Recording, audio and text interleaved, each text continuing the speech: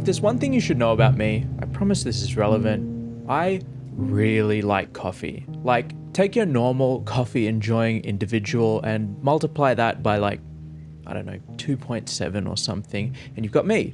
I've worked in and out of coffee shops for the past 8 years or so of my life, and when I'm not making these videos, that's what I find myself doing. Wanderstop, then, feels like it was tailor-made for me. It's the debut title of Ivy Road, a collaboration between Davey Redden of The Stanley Parable, Carla Zimonja of Gone Home renown, and C418, a name I'm sure you'll be familiar with if you've ever heard of this little game called Minecraft. I understood it prior to launch as a sort of tea shop management simulator with some narrative elements thrown in there, and it seemed to perfectly encapsulate that sort of cozy game aesthetic. And as a fellow beverage enjoyer, its hook seemed to be a cocktail mix of things I know I quite enjoy. I now know that my understanding of the game was only partially accurate. I'm going to pull out the most pretentious line in reset button history right here. Get ready for it. Wanderstop is less of a game and more of an experience. What it is a thoroughly personal, sometimes frustratingly so, exploration of what it means to change, patience, and most importantly, burnout, this seemingly inescapable cloud that looms over a lot of people in our fast-paced world. At least at the beginning, I was playing Wanderstop like I would any other video game, pushing through it to see the next thing. And in its opening hours, I'm going to be honest, I didn't love it. The core loop, running the tea shop, felt kind of monotonous, and I really wanted to progress through the game's objectives with this vain sense of feeling productive. Here's the thing though, Wanderstop doesn't really care what you want, and the more I meditated on its themes, something eventually shifted within me. The game is not just about change, but a resistance to it, as facing the unknown can often be more painful than just pushing forward. And thus, when I finally let go of my reluctance to let the game tell me what it was trying to tell me, I felt like it wasn't just talking to me, but looking directly at me. And I mean this, it brought me back to one of the most difficult times in my life, but with a far healthier outlook and some newfound perspective. You play as a character named Alta, one of the best fighters in the world, who finds herself lost in the forest where the tea shop, Wanderstop, resides. Alta is devoted. She's the kind of person whose entire life exists to serve one purpose. In her case, to fight. Combat, or more aptly winning in combat, is a simple equation. It's predetermined. Whoever worked harder to get where they are emerges victorious. And nobody works harder than Alta. So, when she starts losing fights back to back, the universe is clearly trying to tell her something. Searching for Master Winters, the only person strong enough to return her to her fighting glory, Alta faints, unable to muster even the energy to carry her sword. She awakens by the shop, accompanied by a very large and very jolly fellow named Boro, who runs Wanderstop. When realizing that she is for some reason unable to leave the clearing, Alta very reluctantly decides to stay and assist Boro with running the tea shop at his request, at least until she figures out a way to get to Master Winters. You might initially think Wanderstop a chronicle of Alta's story, an apt retelling of her journey to reach Winters and her rebirth into the fighting juggernaut that she once was. And man, you couldn't be more wrong.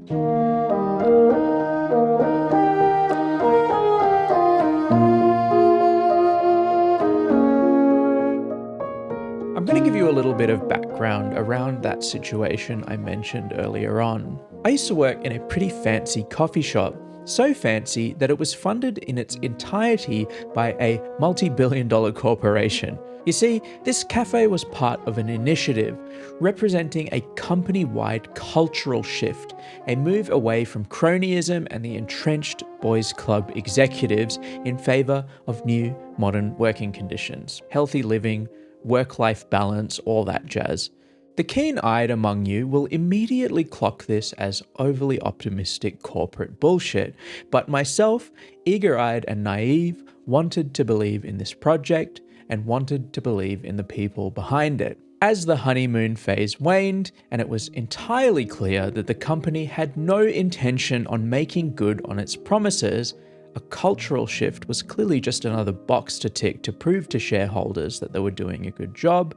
I started to feel increasingly disenfranchised with the work I was doing. Working in coffee had never felt more like manning a production line than it did in that company, and slowly but surely, I could feel myself slipping. The love I had for the work, the passion, soon became incredibly difficult to bring forward, and it seemed that every good thing that we managed to accomplish went unrecognized. Hospitality became less important, people became less important, until everyone was just another cog in the corporate meat grinder. I am no stranger to some pretty gnarly burnout. In my case, it was brought on almost entirely by grueling bureaucracy balanced by management that was so resistant to change, despite that very change being their whole MO. This burnout affected me so deeply that when I eventually came to the conclusion that I needed to take some time off, it forced me to re-evaluate almost every part of my life.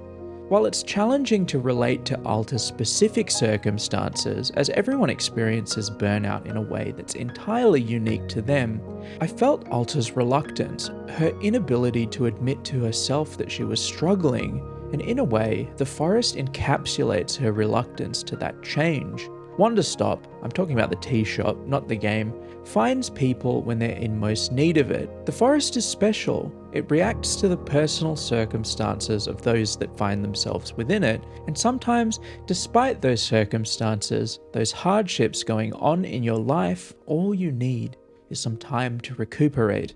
This applies to Alta, of course, but it also equally applies to the people that find themselves within the forest. There are a whole manner of quirky characters that come to the tea shop, and unbeknownst to Alta, they seem to have been brought specifically to help her come to terms with what ails her. Every character is there to teach Alta something, but it also really examines the role of what hospitality can mean to some people. Almost every customer of Wanderstop has challenges in their own way, from Gerald, the knight, role-playing as a warrior with the intent of impressing his son, who thinks he's super lame, to the businessman, a shocking but often hilarious caricature of corporate conformity.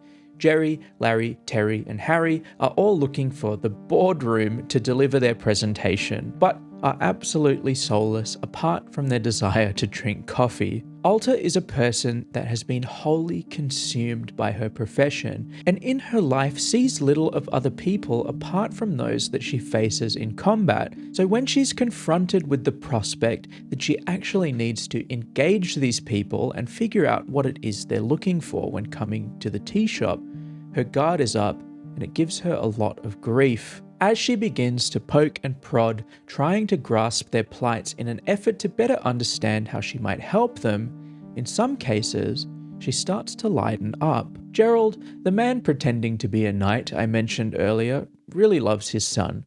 All he talks about is his son, and initially, Alta deems that quite irritating, but as he ventures out into the forest to pursue knightly duties, he finds himself cursed by a witch, purple smoke billowing out from his leg. He takes it like a champ, and Alta decides that it's the right thing to do to help Gerald through this. For the first time in her life, it isn't about her. She's behaving in a way that is genuinely selfless in order to find some way to heal this curse that Gerald has befallen, and as his condition worsens, suddenly everyone in the clearing becomes unresponsive. Alta asks Boro what's going on, and he says that it's a signal. It's a time to move on to what comes next. We jump forward in time, and Gerald is nowhere to be seen. There's work to be done though. The people need tea. Alta questions Boro about this later on. "Do you think Gerald is okay?" she asks. "Miss Alta, I am so sorry, but he is on his own path now, a journey all to himself. Like you, Boro is concerned about Gerald's curse. Not an easy thing to be dealing with, not at all. Will we see him again? I hope so, but it is not a thing that I can predict, and if we do not see him, then we will trust in him to resolve the curse on his own. Is that okay?" Can I ask for your patience if our paths do not happen to cross with his again? It just feels like there was more to do, Alta says in disappointment. This is an important lesson for Alta. Sometimes you just can't fix people's problems and they need to be able to live their own lives. Alta's nature to let her work consume her means that the second she finds herself involved in someone else's problem, she immediately feels this intense desire to see it through to the end. But as with life, sometimes you just don't get the closure, and sometimes that's okay. There is an ephemeral nature that permeates the experience. Snippets of lives of strangers, their stories never reaching their conclusion. The way the plants you grow fade away with time. This fleetingness, it's important to learn to be okay with that.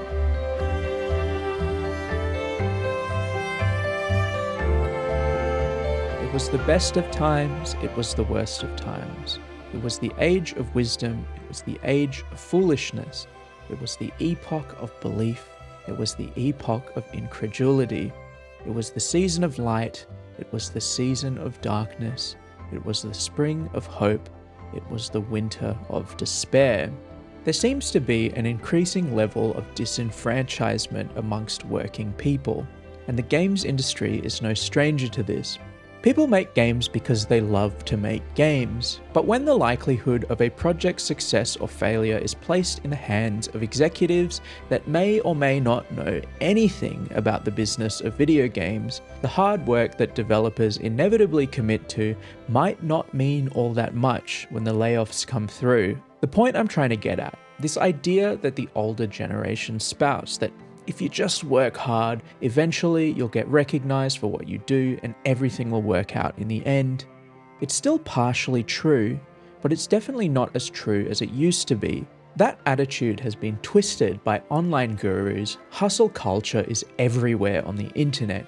You need to be an entrepreneur. You need to start 10 businesses by the time you're 25. You can't have hobbies. Every second that you aren't working, you're falling behind those that want it more than you. And here's the thing. It's partially true. Look, it's good to work hard. It's good to strive for success, obviously. But if that becomes your whole life, it's going to catch up to you very quickly, and the fact that more and more people than ever seem to be facing some degree of burnout, I think it's pretty clear that as a society, we've got a problem. Early in the game, Boro tells Alta that there are no time limits, no deadlines, there is no need to rush. I mentioned earlier that I ran into the same problem as Alta.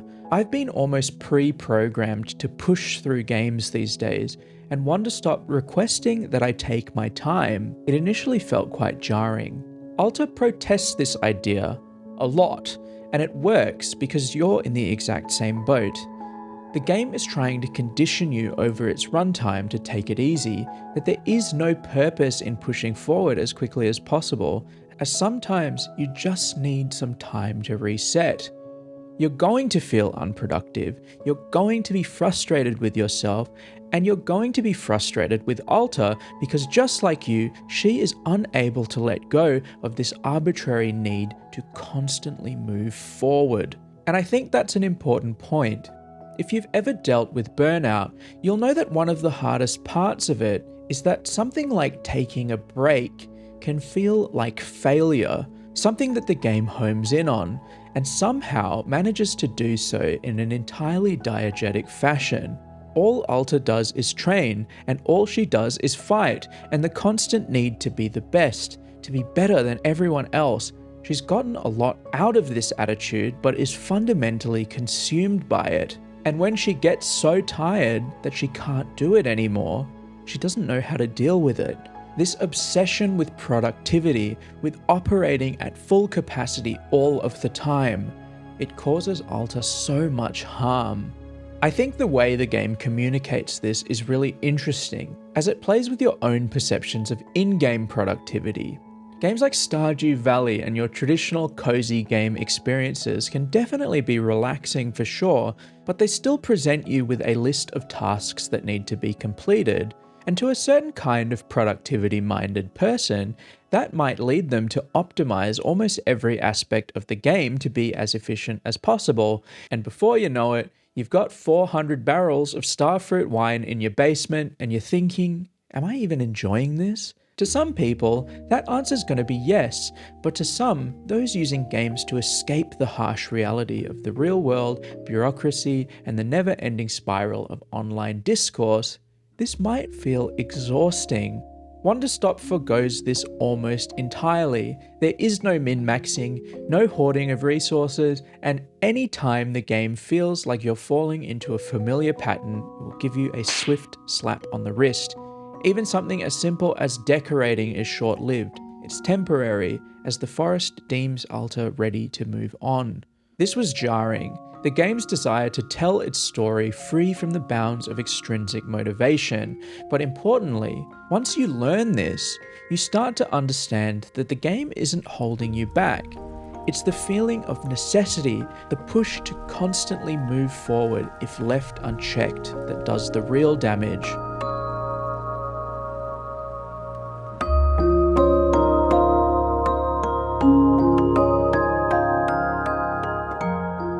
The first part about dealing with burnout is acknowledging its existence. For some, this can be the hardest part. The second part is accepting that as much as it can be related to your situation, you are often just as responsible for said problem. And third, it's about realizing that something has to change. You can't continue on in the same way you've been going, or else it's likely you'll end up in the exact same situation as before.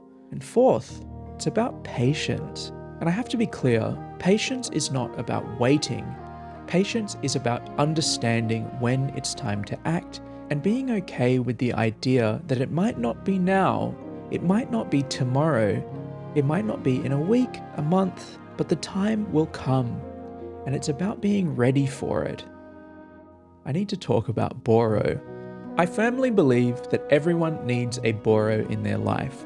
He exists purely as a grounding force when Alta is unable to process what is clearly right in front of her. He is incredibly kind, understanding, and non-judgmental, a feeling it's likely that Alta has seldom experienced, or at the very least pushed away at nearly every opportunity. For Alta, even something like getting better became a mountain to be climbed, an enemy to be conquered, and Boro was acutely able to recognize that and move forward accordingly. Boro is not a solution to Alta's problems. He doesn't offer quick fixes or demand change from her. He's just there. He exists, reminding her that change is going to come from her own introspection rather than some mystical event that will return her to normal. Boro allows Alta to come to her own conclusions about the situation she's found herself in, but very gently nudges her in the direction she needs to go. He teaches her that it's okay to slow down, even if the world outside is constantly moving forward without her. He asks questions about purpose, about one's path in life, about the inevitable truth that people can just work themselves into oblivion as a consequence of wanting to succeed. I can't tell you the exact point where everything clicked together for me, but I'd say it's around halfway through the game. It was slow but certain, the desire to see through Alta's next chapter, to push towards the part of the game where she inevitably gets better and lives happily ever after. I stopped waiting for it, and instead, I started to trust her. Her healing ceased being the destination, and instead became the journey. I've been through my own burnout struggles, and despite having improved exponentially, every now and again, I can feel it bubbling up here and there. Be it the balance of work and trying to make these videos, avoiding social events because I really should be writing a script, I'm not completely free of it in a way that I'd like to be. And in that, Wanderstop taught me something important.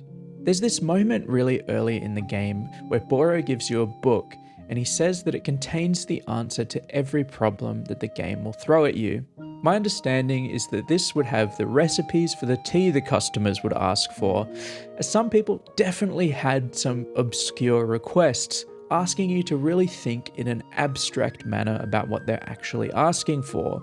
I immediately shelved the book. I'm better than that, I thought. I can figure this out on my own.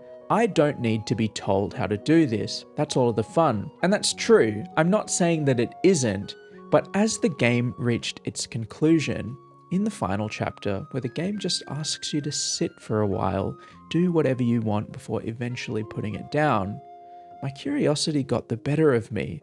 I went on upstairs to the bookshelf, I opened the book, and it was completely empty. This realization that out of some arbitrary desire to express some level of self-importance, I had avoided reading a book that literally had nothing written in it at all. It reiterated the message of the game to me louder than any dialogue exchange could. Wanderstop taught me that there are rarely simple answers, that healing is inherently a non-linear process. There are ebbs and flows, and that is okay. Wanderstop taught me that there's value in simply existing, in finding peace in being present, even when that might feel unproductive. And Wanderstop taught me that the most important lessons will often arise organically, through simply allowing yourself the space to untangle your own knots, and that sometimes all we need is a little patience in making that happen. I hope Wanderstop finds you at the right time.